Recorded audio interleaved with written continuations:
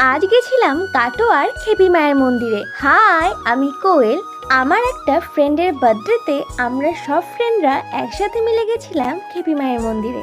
মন্দিরে পৌঁছানোর কিছুক্ষণের মধ্যেই পুজো শুরু হয়ে গেছিল, আর সেটাই আমরা দেখছিলাম। আর তার পাশে একই সঙ্গে শিব ঠাকুরেরও পুজো হচ্ছিল। আমার ফ্রেন্ডরা এখানে আগেও এসেছিল, কিন্তু আমার এটা প্রথমবার। এই ভিডিওটা অনেকদিন আগেকার, কিন্তু তখন পোস্ট করা হয়নি।